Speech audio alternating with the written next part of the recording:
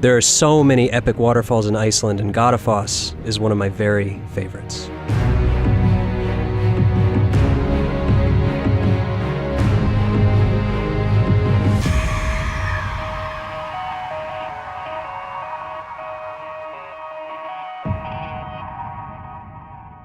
All right, guys, we're here in northern Iceland at Godafoss waterfall.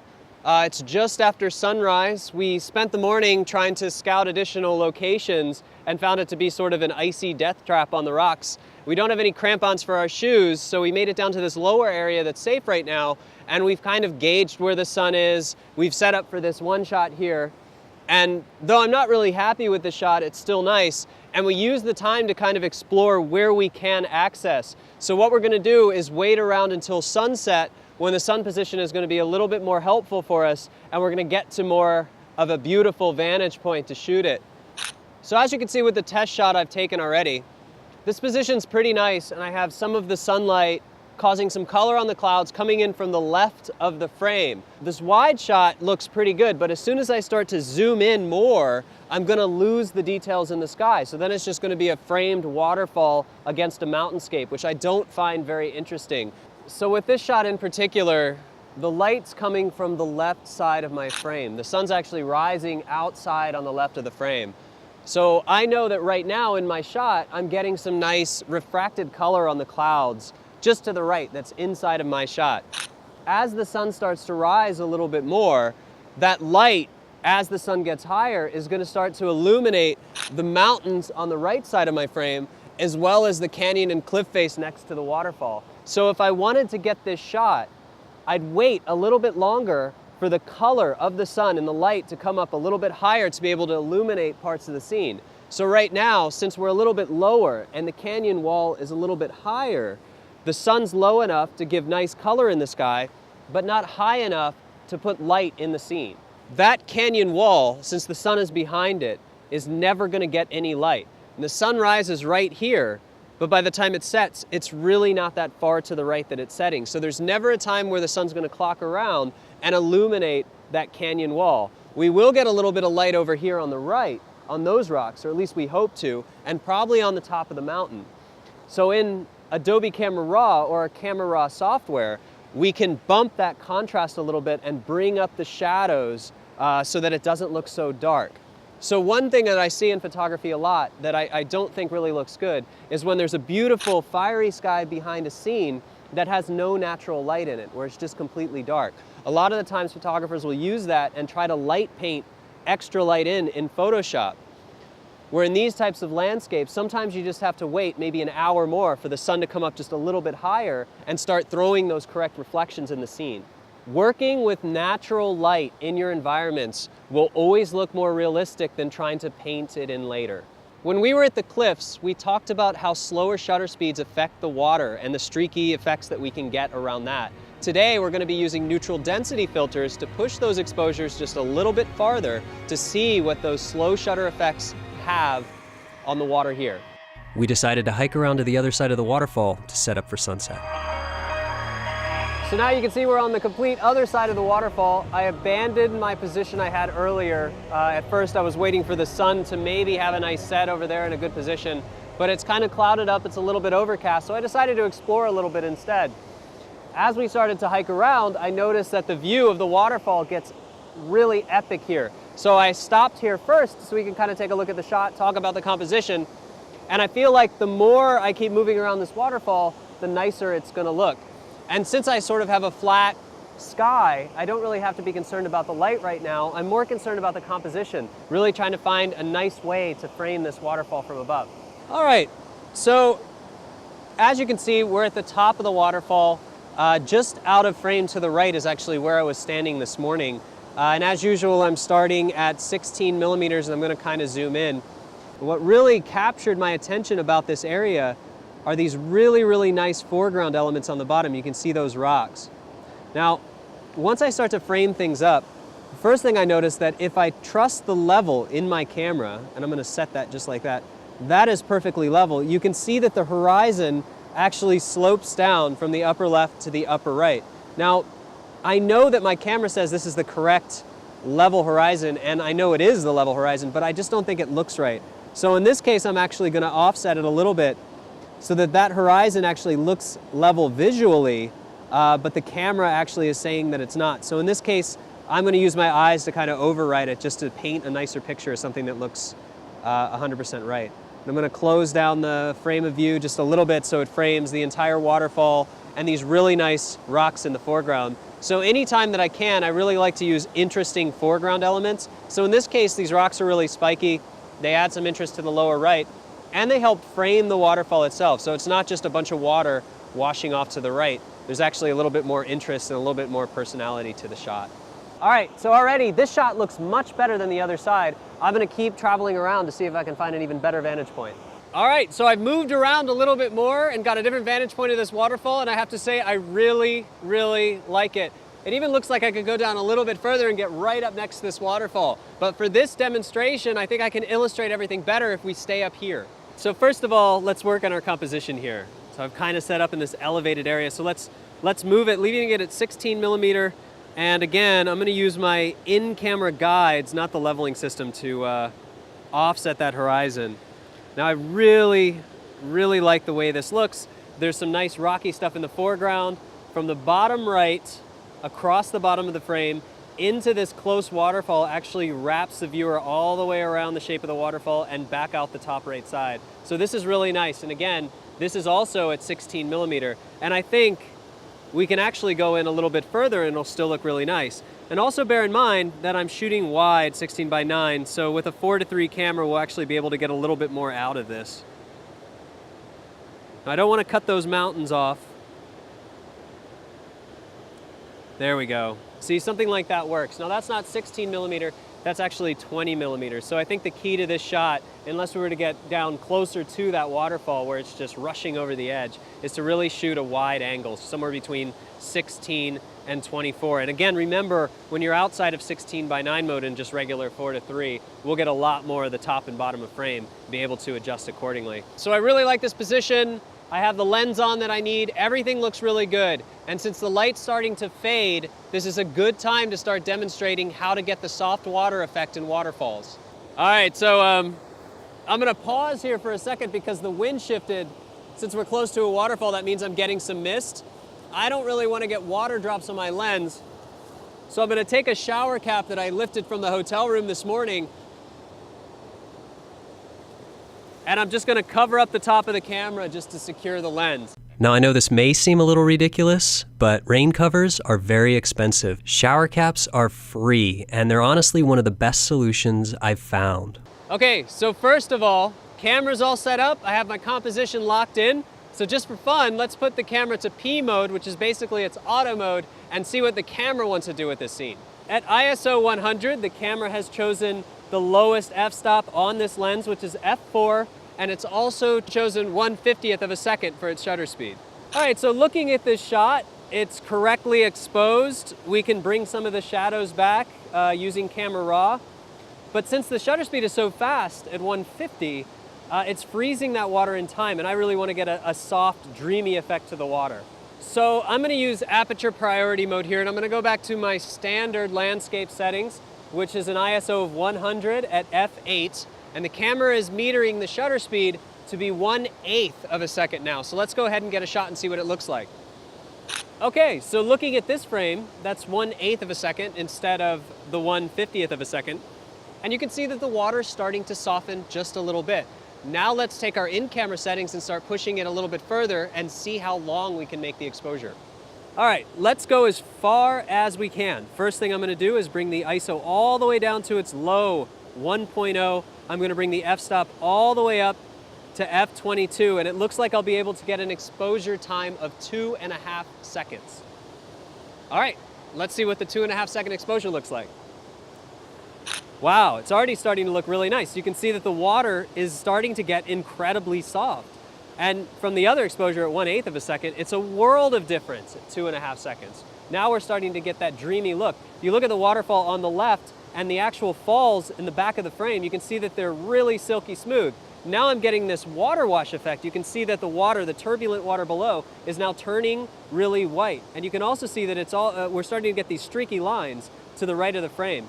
So now that we've pushed it as far as we can go in camera, let's use some camera filters to take it even further. So what I have here is a filter holder for the front of my lens, and I also have a 4-stop solid neutral density filter by Format High Tech. These are Firecrest filters. They are glass filters. They are incredibly powerful, and they leave 0 color cast. So we can do very, very long exposures shooting through this glass and not get any discoloration on the frame. It's a really, really cool technique to use.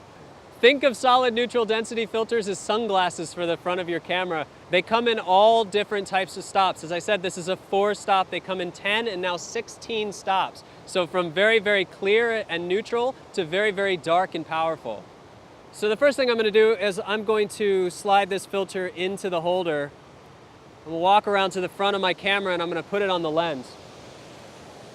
So I have an adapter ring that's at 77 millimeter mount, so it's specifically made to fit 77 millimeter lenses. The 16 to 35 has that diameter. So what I do is I screw this on first in the threads, and then I can take this holder. It also has a little screw pin here, and I can slide it on the front of that and then tighten it and lock it in. Another tip with using filters, this one has 3 different slots, so I could actually stack 3 filters.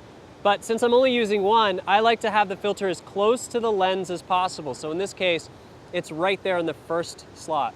This format of filters is much better than, let's say, having the screw-on filters, because all I need to do is buy one filter holder and then I buy different lens adapters. These adapter rings will then fit on any of my lenses, and I can use this filter holder with any of the lenses and only buy the filters once, because with the holder, I can just swap the filters out.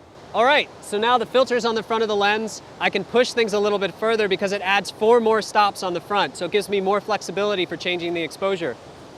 When I work with neutral density filters, I like to work in manual mode because I want to control every aspect of the camera, from the aperture to the ISO to the shutter speed, and I want to be able to make adjustments on the fly on my own. So what I've done here is I'd set the ISO to 100, I set the f-stop to f8, and I'm going to do a 4-second exposure, just as our baseline of a good place to start. All right, so as you can see, it's already starting to look pretty nice. In the filter, there's no discoloration. These Firecrest filters are really amazing at maintaining all that color and detail.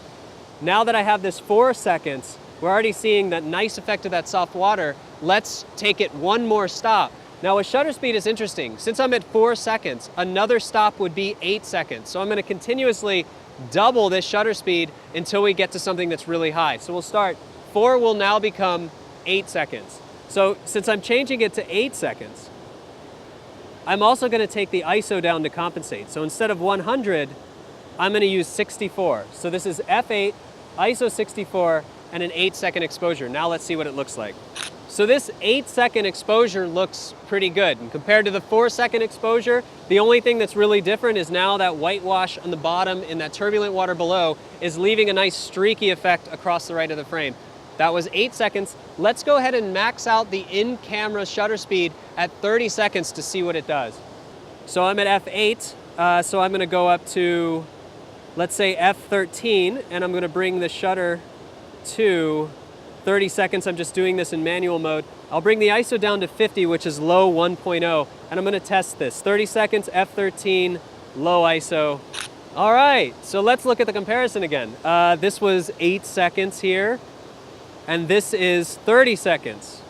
Now, as you guys can see, not much changes again on the waterfall. That stays nice and dreamy, but I really like the 30-second exposure compared to the 8-second exposure because of the water. You guys can see in the 8-second exposure there on the water, we can still see some of the turbulence. That whitewash down there isn't really perfect. There's still some disturbance in it.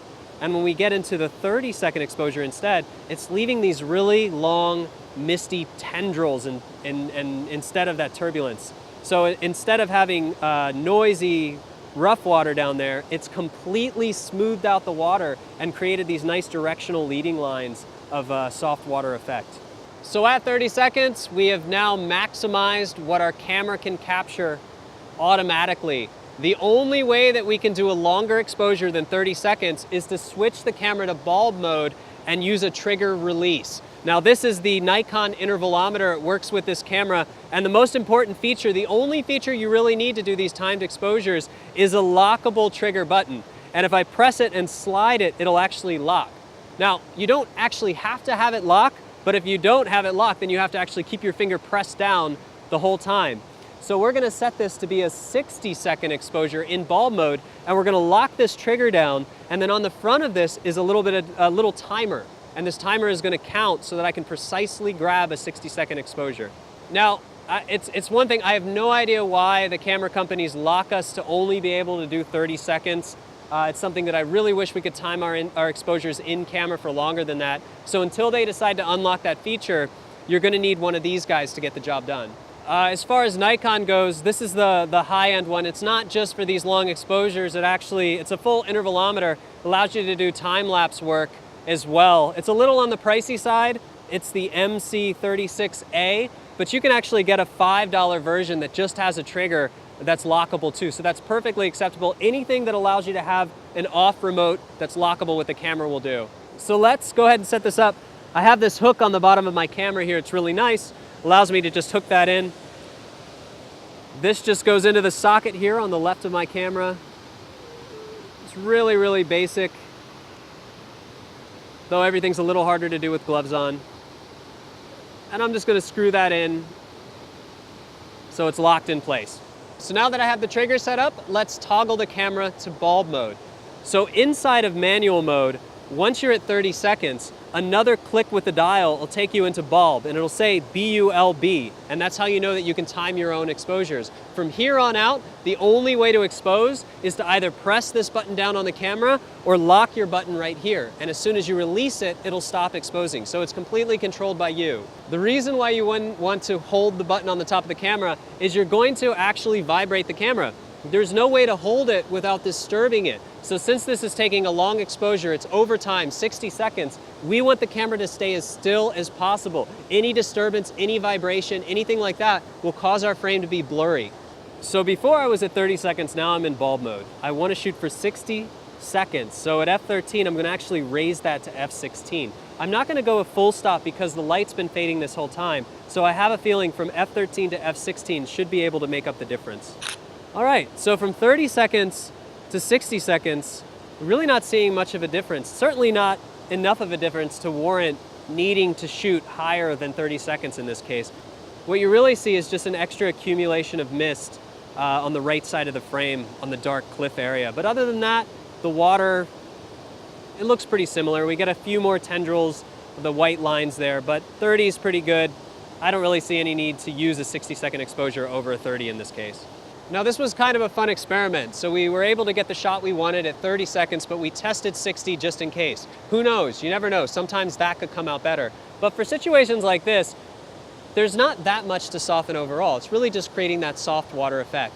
Now this is an artistic effect. Some people don't like to soften their water. Some people like to see every little bead and water drop from the waterfalls. This is really going to be up to you, and it's going to be your own artistic expression. Personally, I really like the soft water effect on the waterfalls, and I think it's something that we see a lot in work, and it's something that registers as being appropriate for waterfalls. Doesn't necessarily mean you need to do a 30-second exposure every time. Sometimes you can get away with a 2-second, a 4-second, or even a 10-second exposure. It really depends on how soft you want the surrounding water and elements to be.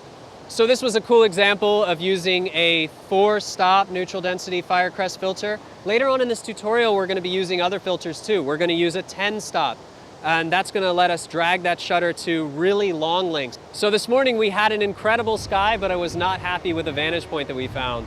Now we don't have much of a sky at all. In fact, it's pretty overcast, but I couldn't be happier with this location. It's beautiful. And with a little bit of work to push the exposure and get something that looks a little bit more dreamy, I think we have a really, really good shot here. In fact, I like it better with the dull sky and the soft exposure than just a mediocre composition and a fiery sky.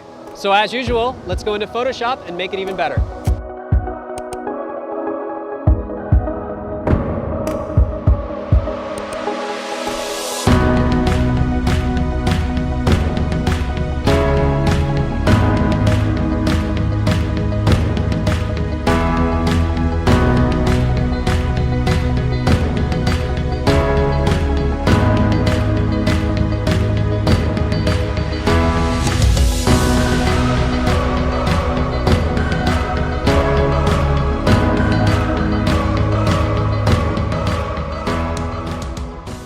Welcome to post-processing lesson number 3, Godafoss waterfall. This is where we started to use really long exposures using a 4-stop neutral density filter to extend and drag that shutter much longer than we could at the cliffs. Remember, in the cliffs we did everything in camera. This time we're doing everything in bulb mode so that I can control the shutter. And I was able to get different exposure times, even up to 30 and 60 seconds. So I've already loaded the Lightroom project. Again, you can go into the directory, lesson number 3, load the Lightroom project, and it'll get you right here. Before I start editing, I want to talk a little bit more about my setup here. You guys have been seeing me work on this Wacom Intuos small tablet, and I have a keyboard.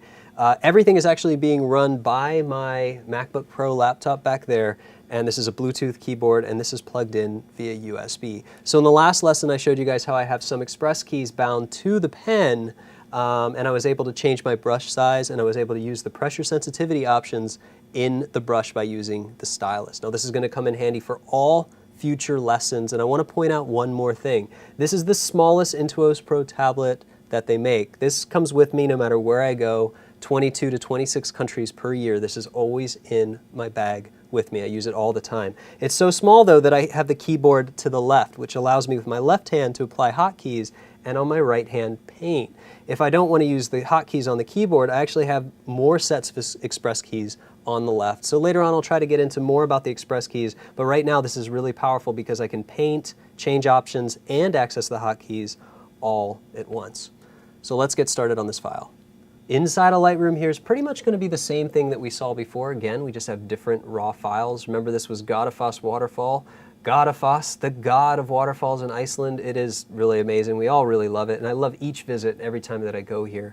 And this is going to be a progression from the left to right, and really pay attention to the settings here. The first one is 1/40, and at 1/40, I've frozen that waterfall in motion. You can see this turbulence here, all of this whitewash. It's incredible, the power of this Godafoss waterfall. And if I move over to the right to the next raw, let's see what I have. I have 1/8 second. So from 1/40 to 1/8, we already get some motion and some blur. So even that little bit in camera, by pushing it up a little bit, I'm able to get really nice effects. But if I go even further, and in this case 2.5 seconds, now that's really starting to come alive. 2.5 seconds, the next one, 4 seconds, 8 seconds, and now here's when it gets really long, 30 seconds and 60 seconds. So you can see from 60 seconds to just a few seconds here, you can see how big of a difference in this area there is. But you can also notice that after just a few seconds, after about 4 seconds, 2 seconds to 4 seconds, these waterfalls, this water is moving so fast, this is moving so fast that it's already looking really good. Super smooth, super nice. That is how you want a waterfall to look. So only a few seconds to get the waterfalls to be nice and smooth. But this turbulent water, that's a different story. At just a few seconds at 2.5, notice all these edges, all these tendrils. If I start moving up into the 4 second to the 8 second, you can see that these tendrils start to resolve into really silky, smooth streams. So we can go all the way up now to 30 seconds, which looks amazing, and 60 seconds. Now take a look up here on the screen here. At 60, all of this mist has turned just into a flat haze, where 30, I have a mist spot. Do you guys notice there's a mist spot there? But at 60, it's a clean spot because all this has become really smooth. So at this point, it's going to be up to me. Which version do I want to use? Do I want to use the ultra soft water? Do I want to use the frozen in time water? Or do I want to use something in between? And in this case, with this, I don't like all this detail here. I actually like the 30 and the 60. So again, this is going to be up to you guys. But in this case, I'm going to go with the 30 seconds because I have a little bit more color and detail in this area. I'm not going to be too concerned about that water spot. I'm going to take this extra area in the water just so I like that. So I have more color mixed with the white and not too much of this wash effect. So now that I have this selected, let's go ahead and take care of the few things that we need to first, which is the sharpening and again, the profile corrections. The next time we open Lightroom together, I'm going to have these things checked and enabled for you so we don't have to do them again. By this time, you should know where they are and how to adjust them. So back to here, let's go ahead and do a few things to get the details back. Right now it's actually pretty balanced the way it is. I may just want to change some of the shadows a little bit, maybe bring those out a little bit, just so I can pick some of that back up, not too much. And then in the highlights, I may want to pull that just a little bit down. And I'm not really concerned about the sky so much as the water here. I want to make sure that I get the water nice and soft, but I want to also make sure that nothing's blown out in the highlights. And I can see that nothing is blown out here, but obviously with so much accumulation here on the highlights, that obviously makes up for all of this white, where the midtones and the darks are very little and not very present in this image at all. The next step again is to bring back some of the detail in the sky. Remember when we were shooting there together, I really wasn't happy with the sky. We had the nice sunset in the beginning, and then on the other side it was really flat. So we went for this long exposure look, this soft light look instead. But I still think we can pull a little bit of detail about that sky. So I'm going to do that again using a gradient, and it's very easy to use. So we go ahead and draw the gradient.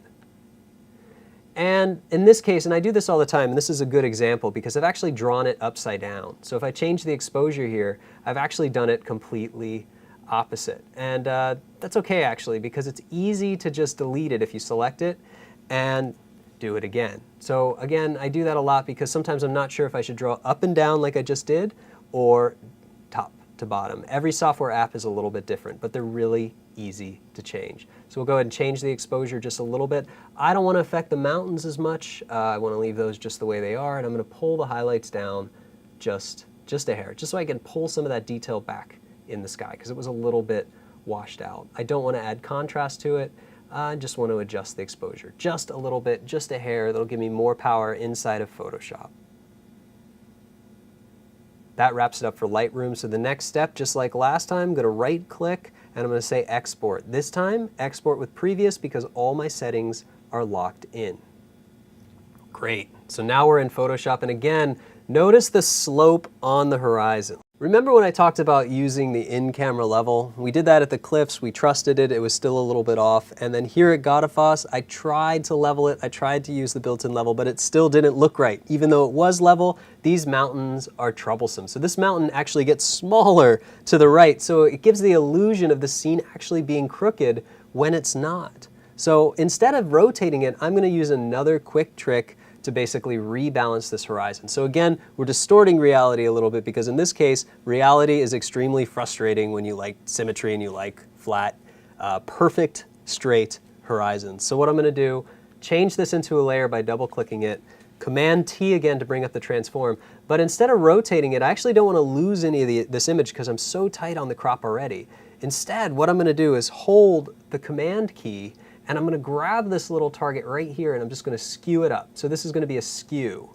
And what I'm going to do is skew that horizon a little bit so it's more straight and a little bit more even. It doesn't have to be perfect, but basically I want to find a nice balance to where it doesn't look like it's off anymore. I'm going to go up just a little bit more and I'm going to say enter to apply it. So now I've gone from this to this. So I've skewed it a little bit, I've maintained all the stuff in the foreground that I want, and I've managed to fix the horizon or tweak the horizon to make it look like it actually is flat. Since we're working with another long exposure, I just want to zoom in here and show you guys all of these water spots. I have water spots, dust spots, all sorts of spots all over the place in my dirty sensor. So I wasn't really trying to create more work for you guys, but this is just an unfortunate reality of working in landscapes and in the field. This is just going to happen. And I'm on the field 24/7, 365 days out of the year, except for right now, obviously I'm in the studio. But my sensor gets pretty dirty and I actually don't like cleaning it myself. I like to take it to the Nikon store or the Fuji store to get that done, but a lot of the times I can't. So this is also tricky because some of these are easy to see, but look at this one here. It's so faint. I don't know if you guys can see that on the screen. I'm going to move it around a little bit. It's so faint. How do I find all these things? Well, there's another really easy way to just pop them out and get rid of them. What I like to do is just to create an adjustment layer really quick, and I'm going to get into adjustment layers later, but for now, click on the Create New Adjustment Layer, and I'm going to pick Brightness and Contrast. This just sits above the layer, affects everything below, but is nonlinear and can be toggled on and off. I'm going to do something that you'd never do otherwise. I'm going to use Legacy, and I'm going to turn the contrast up. And I know it's going to look really horrible. I'm going to turn the brightness down. And now you guys can see, if I zoom in, some of these water spots that weren't as evident, now I'm really starting to see them. So what I can do is aggressively do this with a color correction. Now I'm seeing them here, places I didn't see before. And I can go ahead and remove them. And I do that the same way, just by clicking on this layer here, selecting this tool, and basically clicking and getting rid of them. So thankfully these are pretty easy. Again, water, sky, really no problem because we're dealing with areas of light shades. It's really just water, sky, all white, sometimes some clouds, something really easy. Now I know going through this I'm not going to be able to get them all, but I'm going to do my best to get the ones that are most visually impactful. And later on, if I missed a few, I can always go back and get the rest. Really though, it's important to get rid of as many as you can because they start to look bad. And it looks a little bit amateurish. Not the fact that your sensor is dirty, because that happens to everybody, but basically because you didn't take the thought to remove it on portfolio images. Man, they really annoy me. I try to zap them all out, and even though I think I get them all, more always end up popping up. It's really frustrating. And again, simple solution would have been to clean my sensor, but that didn't happen. That's about as good as it's going to get. I'm going to trash this horrible brightness and contrast layer, and we're going to keep on moving forward on this image. Spots are gone. Let's go up to filter again, and this is where it's going to start to get repetitive. I'm going to use Color Effects Pro to pop out the details. Back in Color Effects Pro, I'm going to pick my very favorite. You guys are going to see a lot of this Pro Contrast. Let's check what happens when I crank the dynamic contrast. See all the detail in the water just comes alive, finally comes back alive. I'm going to go soft on the contrast because I don't want to crush any of these values here that I'm so careful to maintain. And this is the first time here I'm going to introduce correct color cast. Now it does exactly that. Now in this case, the whole image is overall cool. The reason is when I was shooting long exposure, I always lock my custom white balance, but I didn't change it in Lightroom, and it came out a little bit cold. When we're in the field, it's really hard to tell until we blow these up on a big monitor, and then we can see that they're a little bit cool. So in this case, it should be a no-brainer for correct color cast to be able to mitigate some of that cool temperature. And you can see here now before and after, it actually added some of the warmth back into the image while keeping some of the cool tones in the water. That looks pretty good. The next thing that I'm going to add, again, is contrast color range. And this is a little bit frustrating that you always have to zero this out. You could create a custom preset that has a different value, and that would solve it too. But for some reason, I don't mind. It's not that bad. So if I start to pull the color contrast here, I really want you guys to pay attention to the before and after. Now this was a really flat image. By using this, now I'm able to chisel out some of the color separation. I have blue now in the stream, creamy tones here, really nice brown ones here, and even this has started to get a little bit more detail. So it's starting to look pretty nice. Now I don't want to go too heavy on it. I'll go a little light at first, and I'll just check that before and after. And so far, that looks pretty good. Let's add one more to this round, and then we'll take a look at the comparison of the before and after. Remember, polarization is going to crank those blues, and in this case, hopefully those cyans. And you can see that it's darkened those colors up a little bit. So before and after. I'm going to roll that back a little bit. I don't like what it's doing here, which means that I can remove it just a little bit here. Now this is nice too because you can change the scale of the U points, but I didn't show you guys that you can also change the opacity. So right now I'm removing it, but if I start to turn this up, it's going to leave a little bit of it back. So it's just going to remove a certain percentage of it from that area, and I'm going to say OK. With that effect applied, let's take a look at the before and after. So this was the adjusted raw in Lightroom, very flat, especially by comparison now.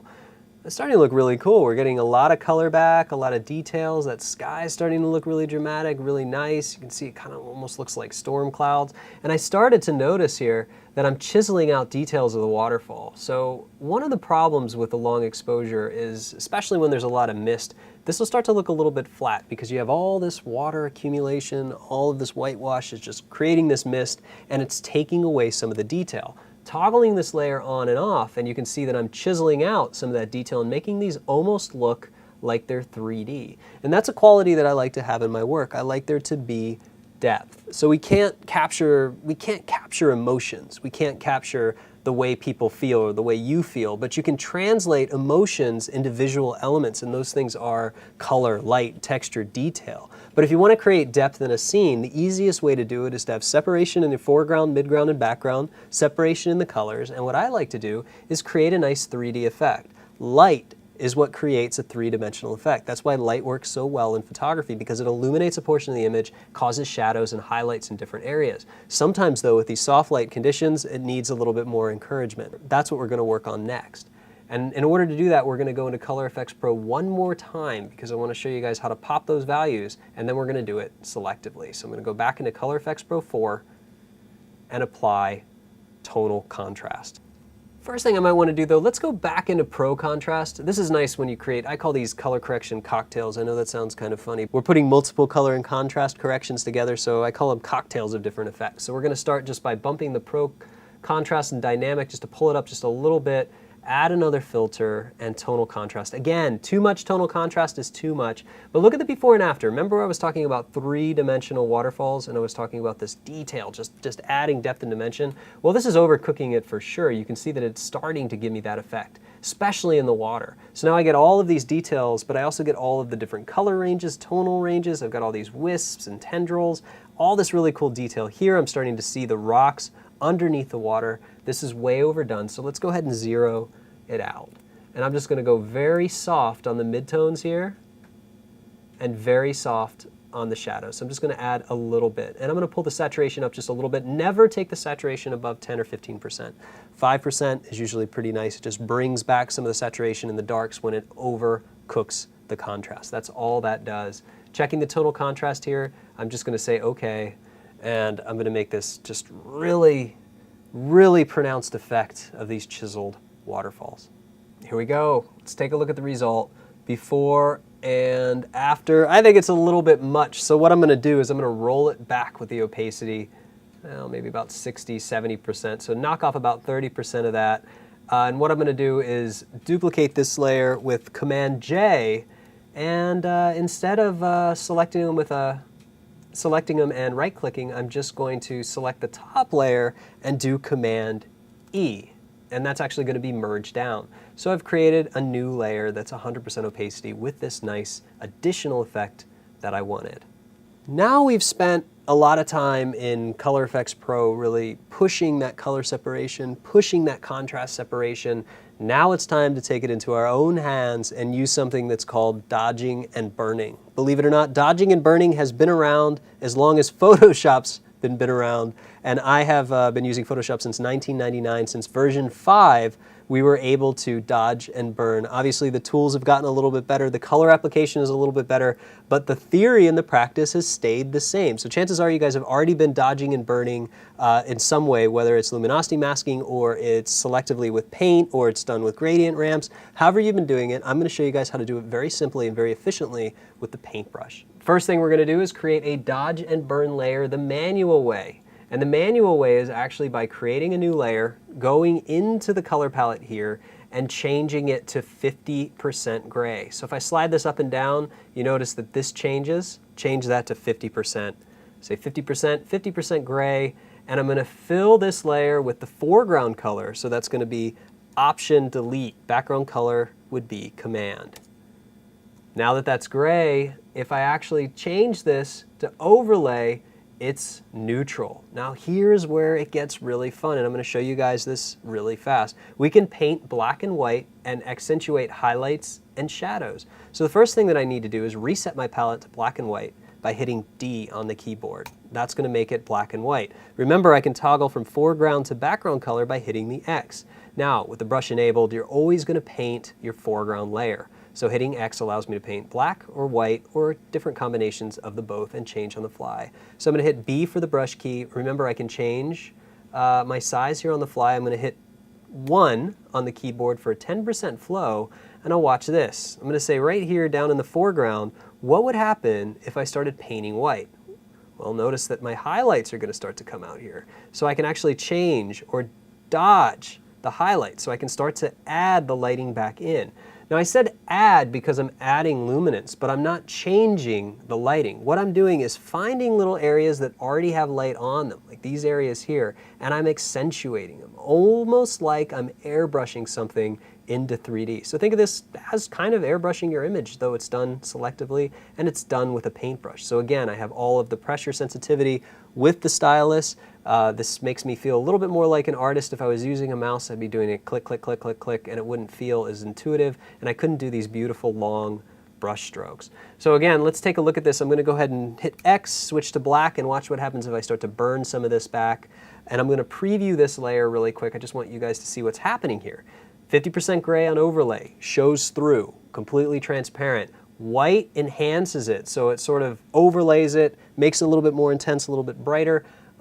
Black burns it, so it's dodge and burn. It's really nice. But again, that was kind of a complicated way to make a layer because there were a lot of steps. There is a built-in easy way to create a dodge and burn layer. And you can do that by holding Option, clicking that same new layer button, and it's going to ask you what you want to do. Well, in this case, I can just say dodge, burn, because I should also be showing you guys how to be organized with your files, unlike me. So we're going to say under mode, set it to overlay, and as soon as I do that, it's going to ask me if I want to fill that neutral color 50% gray, and of course I want to say yes. By clicking this, changing this to overlay, I say OK. It automatically sets it to overlay and gets it ready, and now it's ready for me to paint. So remember how I was doing some nice stuff in the foreground here? Let's really examine that again.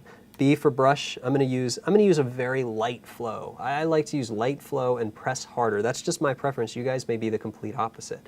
But I'm just going to go ahead and bring some of these highlights up in the foreground, and I'm really just going to go around on these sides of the rocks, things that I think that are going to look really nice if I start to pop them out a little bit and pull some of this light back into the image. So again, I'm following natural lighting patterns. Here's where it gets interesting. In the water, let's say I do this on the rocks here. I can actually start to bring out some of that detail in the rocks. If I paint black, I can actually start to watch this. I can start to chisel out some of that detail in the waterfall. So this is actually a painterly effect, and it's really nice. So all of these shadows, all of these things I can maintain by painting black and white, and I can start to create shading and dimension to some of these areas. Now, really pay attention to this waterfall right here. It's dark on the side and light on this side because we actually have light coming from the sky. This is natural lighting coming in. So all I'm going to do is just start to enhance it a little bit. So I want to pull those shadows back and create more of a dramatic look for these waterfalls. I really want people to feel like they're three-dimensional, like they're really popping out of here. It's going to be really nice. And it takes a little bit of time, but it's also a very artistic approach. And this is one of those things that you can spend a few minutes on or you can spend hours, but it's really the key to a lot of people's landscape photography. You know, people really like to dodge and burn certain areas to give it more of a 3D look. But here's where it's going to get really interesting. So these tendrils of water look really nice. If I do really, really light burning here, it's going to darken that water up. And I can actually just paint and brush stroke this in. And it's going to give me some power over these dimensions. Even by adding the shadow or amplifying the shadow here next to the waterfall, I can actually break and separate this part of the waterfall from the bottom one. So basically this is, in a nutshell, dodging and burning. And it's really fun, and it can go pretty much any way you want. And this is where it gets nice, where a lot of things end up being procedures, things that you do over and over again. Dodging and burning is something that you can do liberally, you can do conservatively. It's really up to you. You can omit it altogether, but it really gives you power over the look of your image. So if you think about standing here in the same spot, shooting the same image as everybody else, and then coming away with something different, obviously we're going to use different tools, different color correctors, we have a different eye, but this gives us the ability to really help control the light. And that's what photography is all about. It's all about the light. And this is where it gets really fun. We can zoom right in on these little details on the rocks. And this is something that I'll do in the later lessons. I'll do more and more of this. So these little details here, these highlights in the grass, all those little things I can actually bring out and accentuate and almost pop them out so that they're more noticeable, so the eye gets attracted to these really great things. It's a really nice way to work. And again, burning, the same thing. We can create more dimension and more shadows. The nice thing about this is once it's done, and I'll just go ahead and create more. I want to create a little bit around this area here. So a little bit more highlights, a little bit more shadows. It's looking pretty nice, actually. starting to come together. If I toggle this on and off, you can see that before and then after, I end up having more dimension and everything back in the image. Just like any other layer though, if I think I went too far, I can roll it back just a little bit, maybe to about 80%, just for that extra little bit of punch. Last thing that I'm going to do here is I'm going to duplicate this layer again. I'm going to create another high pass filter. So I'm going to say filter, other, high pass. I'm going to do the same thing as 3. We've already done this once, so I'm going to set this again to overlay. And I don't want any sharpening on any of this waterfall. I just want a little bit here and a little bit here. So instead of creating a white mask, I'm going to hold the Option key this time, click the mask button, and that allows me to create a black mask. So just click it, you get a white one. Option, click it, you get a black mask. I'm going to switch my palette to white. I'm going to turn the flow up to about 50%, and I'm just going to start selectively painting on where I want my sharpness. Go back to hit the backslash key here, and then I'm just going to paint all this in exactly where I want it. I do not want any sharpening in my water, just in this foreground. And again, if you miss a few spots, it's not really that big of a deal. And also think about your eye flow. My eye always goes right towards the sharpest areas first. So I like to have a lot of sharpening in my foreground, and I like to roll it back a little bit into the background. So 100% sharpening with a high pass here in the foreground, and then maybe about 50% in the background. And this allows me to do it just really creatively, really intuitively with brush strokes without having to do anything complicated. Most people get started in photography and they want to get started in post-processing, and they think the most complicated method is the best method, but that's not always true. A lot of the times, the most complicated method is actually just very complicated, and the simpler way is actually the best solution. I'll disable that quick mask and we'll take a look at what we have now. And what I always like to do is really start from the before all the way to the after. I'm just going to put my high pass filter on the top. I kind of like that for organizational points. Let's just go ahead and turn everything off and everything back on. It's a really useful option if you're doing this before and after. If you want to solo a layer, if you hold Option and click the eyeball for the layer you want to solo, it'll turn everything off but that layer. And then if you click it again, it'll turn everything back on. So this was our before. This is what we took out of Lightroom and had very basic enhancements. You can see how flat and dull the color looks. Water looks beautiful, but it needs a little bit of work. And then in a few short minutes, we actually went from this to this. At this point, I may want to point out that we're using Color Effects Pro, and we're using combinations of dynamic contrast, tonal contrast, color contrast, all these different contrasts. Well, those contrasts are going to reveal a lot more of those dust spots. So I bet if I zoom into this guy, and I did a pretty good job, now I'm actually starting to see the extents of my sensor, like I have more spots to clean up. So at this point, I'd have to go back to this tool, clean up even more before I could have this in my portfolio. So it's very important to go in and clean all these spots up, but I'm not going to bore you guys with this one since we're going to be cleaning up spots throughout this tutorial in different phases. But now you know how to do it, so we can go ahead and move on to the next lesson. So again, we were able to take a very simple shot, a single exposure at 30 seconds, get the really beautiful water here. We were able to get a really nice composition, make a composition out of a very flat sky while still getting some nice sky detail, and we were able to chisel out all those effects. Again, a good takeaway from this lesson is that we can always toggle these on and off, and we can change the opacity depending on what our taste favors. Even these layers here, with the color adjustments, I can change the opacity a little bit just to roll them back and get the complete custom look that I want. So that wraps up lesson number 3. Next time in lesson number 4, I'm going to show you guys how to stitch panos in both Lightroom and Photoshop.